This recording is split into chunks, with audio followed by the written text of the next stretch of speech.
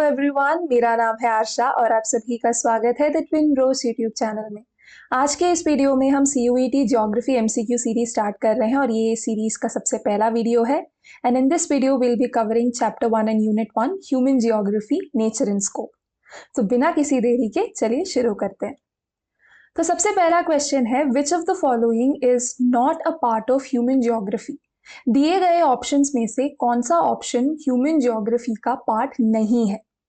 So option से एक बार देख लेते हैं। पहला ऑप्शन है urban geography, option B physical geography, option C political geography and option D social geography.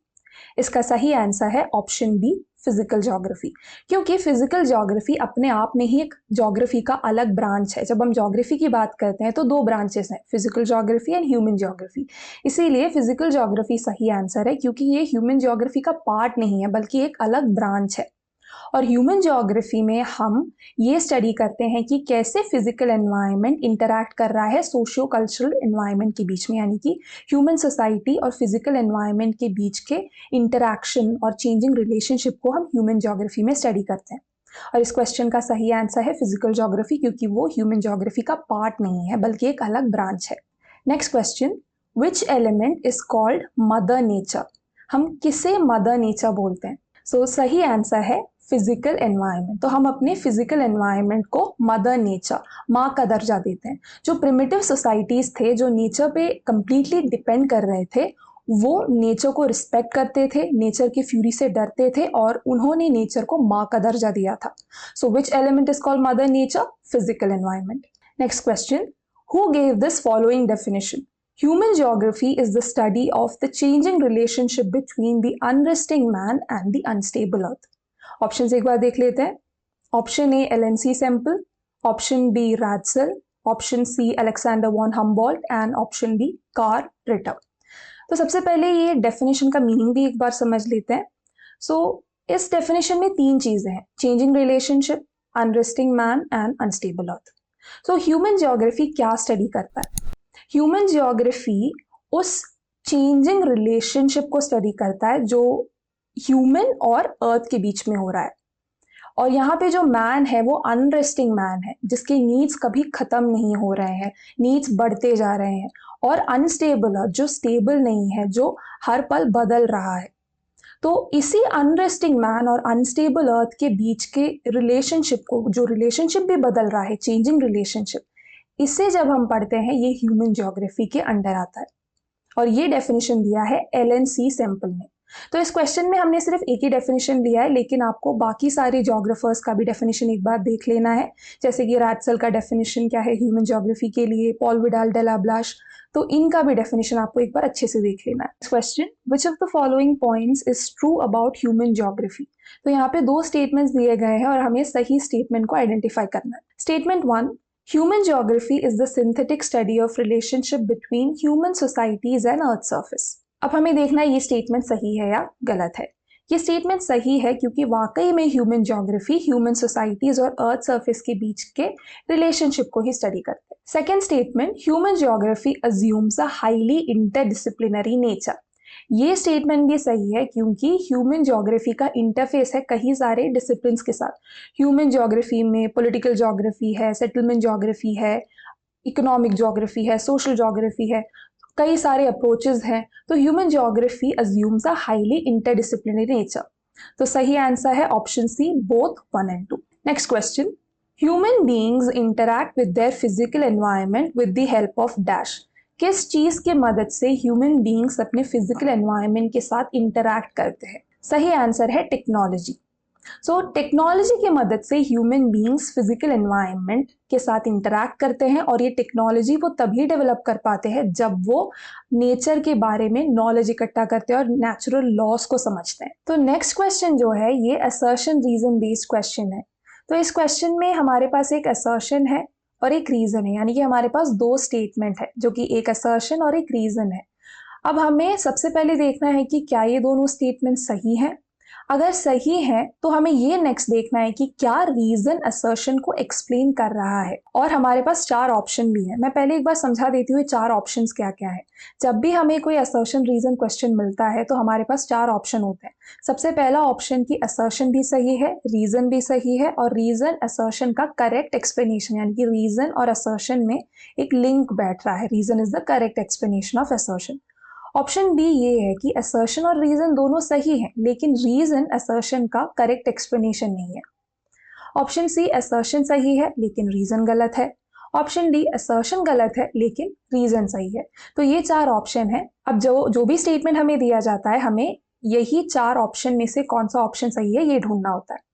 तो इस क्वेश्चन में हमारे पास असर्शन ये है कि in the early stages of their interaction with their natural environment, humans were greatly influenced by it and they adapted to the dictates of nature. Reason ये है, the level of technology was very low and the stage of human social development was also primitive. तो हमें सबसे पहले देखना है कि assertion सही है। हाँ, assertion सही है, क्योंकि assertion में ये सही statement दिया है कि primitive stages of development में जो human beings थे वो nature पे completely dependent थे, nature से काफ़ी ज़्यादा influence थे and they followed the dictates of nature. वो सारे rules और natural laws को follow कर रहे थे। रीजन ये है कि level of technology was very low and the stage of human social development was also primitive. Reason सही है क्योंकि हमें पता है कि अर्ली स्टेजेस ऑफ डेवलपमेंट में जो टेक्नोलॉजी था वो बहुत ही लो था, और जो सोशल डेवलपमेंट का स्टेज था वो भी प्रिमिटिव स्टेज था। अब असर्शन भी सही है, रीजन भी सही है। अब क्या असर्शन और रीजन एक दूसरे से लिंक्ड है? क्या रीजन असर्शन का सही एक्सप्लेनेशन है? हमें ये देखना है। तो असर्शन में हमें ये पता चला कि ह्यूमन बीइंग्स अपने नेचुरल एनवायरनमेंट से काफ़ी ज़्यादा इन्फ्लुएंस्ड है, नेचर के लॉस को फॉलो करते हैं। अब क्यों करते हैं? क्योंकि जो लेवल ऑफ टेक्नोलॉजी उस स्टेज में था वो बहुत ही लो था, और जो stage of human social development था वो भी बहुत प्रिमिटिव था। तो दोनों के बीच में लिंक बैठ रहा है। तो सही आंसर है option A, both assertion and reason are true and reason is the correct explanation of assertion. Next question, ये भी असर्शन रीजन क्वेश्चन है। असर्शन ये है कि human geography assumes a highly interdisciplinary nature. Reason ये है कि human geography attempts to explain the relationship between all elements of human life and space they occur over. Assertion भी सही है, रीजन भी सही है, लेकिन प्रॉब्लम ये है कि रीजन असर्शन को एक्सप्लेन नहीं कर रहा है। असर्शन में ये कहा गया है कि ह्यूमन ज्योग्राफी का एक इंटरडिसिप्लिनरी नेचर है। ह्यूमन ज्योग्राफी का इंटरफेस है कई सारे सब्जेक्ट्स के साथ, कई सारे डिसिप्लिन्स के साथ, लेकिन रीजन में हमें ह्यूमन ज्योग्राफी का एक डेफिनेशन दिया है कि it explains the relationship between all elements of human life and space they occur over.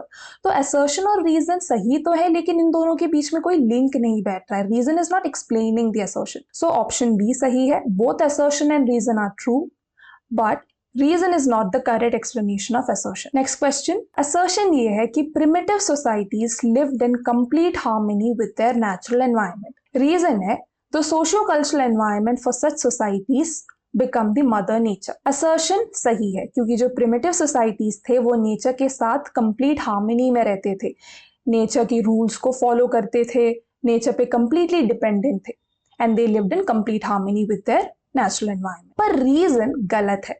अब क्यों गलत है? हमने थोड़ी देर पहले ये क्वेश्चन में किया था कि हम मदर नेचर फिजिकल एनवायरनमेंट को कहते हैं, सोशो कल्चरल एनवायरनमेंट को नहीं।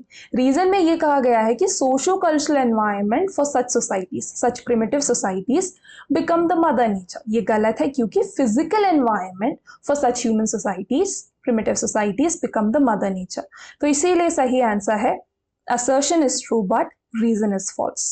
Next question है, what is the interaction between primitive human society and strong forces of nature called? Option A possibilism, option B environmental determinism, option C neo-determinism, option D radicalism. सही answer है option B environmental determinism. Environmental determinism का जो stage है यहाँ पे हम एक interaction देख सकते हैं primitive human society और नेचर के बीच में, और यहाँ पे एक naturalized human being आता है जो नेचर से काफी ज्यादा इन्फ्लुएंस्ड है, नेचर पे ज़्यादा डिपेंड कर रहा है, कम्प्लीटली डिपेंड कर रहा है। और ये जो इंटरेक्शन हो रहा है अर्ली स्टेजेस में प्रिमिटिव ह्यूमन सोसाइटी और नेचर के बीच में, इसे एनवायरमेंटल डिटर्मिनिज्म कहा जाता है। और इसी स्टेज में हम एक नेचुरलाइज्ड ह्यूमन को देखते हैं। Next question, identify the correct statement. तो इन 4 ऑप्शंस में से एक स्टेटमेंट सही है, बाकी 3 स्टेटमेंट्स गलत है। तो हम पहले देख लेते हैं कौन से स्टेटमेंट सही है, कौन से गलत है। So option A, knowledge about nature is not important to develop technology. इस स्टेटमेंट में कहा गया है कि नेचर के बारे में नॉलेज होना टेक्नोलॉजी डेवलप करने के लिए जरूरी नहीं है। अब ये स्टेटमेंट गलत है, क्योंकि टेक्नोलॉजी डेवलप करने के लिए सबसे पहले नेचर के बारे में नॉलेज ही जरूरी होता है। जब हम नेचर के लॉस को समझते हैं तभी हम टेक्नोलॉजी डेवलप कर सकते हैं। तो ये स्टेटमेंट गलत है। Option B, at the stage of very low technological development, we can imagine the presence of a naturalized human. So, सबसे low technological development के stage में एक naturalized human होता है जो nature पे completely depend कर रहा है, nature से काफी ज्यादा influenced है। ये statement सही लग रहा है, लेकिन हम बाकी भी एक बार देख लेते हैं, फिर हम finally देखेंगे कौन सा statement सही है। Option C, human geography studies physical environment। ये स्टेटमेंट गलत है, क्योंकि ह्यूमन ज्योग्राफी नहीं बल्कि फिजिकल ज्योग्राफी स्टडी करता है फिजिकल एनवायरनमेंट को। ह्यूमन ज्योग्राफी स्टडी करता है interaction, relationship, changing relationship between physical environment and socio cultural environment, यानी कि फिजिकल एनवायरनमेंट और ह्यूमन वर्ल्ड के बीच के इंटरैक्शन, इंटर रिलेशनशिप को ह्यूमन ज्योग्राफी स्टडी करता है, और फिजिकल ज्योग्राफी स्टडी करता है फिजिकल एनवायरनमेंट को। तो ऑप्शन सी भी गलत है। Option D, humanistic school employed Marxian theory. ये स्टेटमेंट भी गलत है, क्योंकि ह्यूमैनिस्टिक स्कूल नहीं बल्कि radical school employed Marxian theory. So correct statement है option B, at the stage of very low technological development we can imagine the presence of a naturalised human. Next question, which approach was supported by Vidal de la Blache. So Paul Vidal de la Blache ने कौन से approach को support किया था? Option A, radicalism, option B, environmental determinism, option C, possibilism, option D, neo determinism. सही answer है option C, possibilism. So Paul Vidal de la Blache ने possibilism को सपोर्ट किया था। Next question, who introduce the concept of neo determinism. Neo determinism का concept किसने introduce किया था? नियो डिटर्मिनिज्म को स्टॉप एंड गो डिटर्मिनिज्म भी कहा जाता है। So option A, Ellen C Semple, option B, Griffith Taylor, option C, Carl Ritter, option D, Ratzel. सही आंसर है Griffith Taylor. So Griffith Taylor ने नियो डिटर्मिनिज्म का कॉन्सेप्ट दिया था। नियो डिटर्मिनिज्म में एक मिडिल पाथ सजेस्ट किया गया, यानी कि जो ह्यूमन नीड्स है वो भी फुलफिल होने चाहिए, डेवलपमेंट भी होना चाहिए, लेकिन नेचर पे कोई हार्म नहीं होना चाहिए। जो लिमिट्स नेचर ने दिए हैं उसी लिमिट के अंदर हमें डेवलपमेंट को प्रमोट करना होगा, बिना नेचर को हार्म किए, डिस्ट्रॉय किए। सो ये कॉन्सेप्ट है नियो डिटर्मिनिज्म या स्टॉप एंड गो डिटर्मिनिज्म का एक मिडिल पाथ ये कॉन्सेप्ट सजेस्ट करता है, और ये कॉन्सेप्ट इंट्रोड्यूस किया था ग्रिफिथ टेलर ने। इसी से रिलेटेड नेक्स्ट क्वेश्चन आता है, which concept reflects the idea that possibilities should be created within the limits without damaging the environment and there is no free run without accidents. Option A, environmental determinism, option B, possibilism, option C, stop and go determinism, option D, welfare approach. सही answer है stop and go determinism या फिर neo determinism. और इस concept में यही idea बताया गया है कि जितने भी पॉसिबिलिटीज या हम डेवलपमेंट करते हैं वो नेचर ने जो लिमिट हमें दिया है उस लिमिट को समझ के करना चाहिए, बिना एनवायरनमेंट को डैमेज किए, because there is no free run without accidents. Next question, which school of thought is mainly concerned with different aspects of social well-being of people? Option A, humanistic school, option B, radical school, option C, revisionist school, option D, behavioral school. सही answer है option A, humanistic school या फिर welfare school. So humanistic school या जो welfare school है, यहाँ पे main focus कुछ बेसिक नीड्स और ह्यूमन बीइंग्स के सोशल वेलबीइंग को इंश्योर करने में है।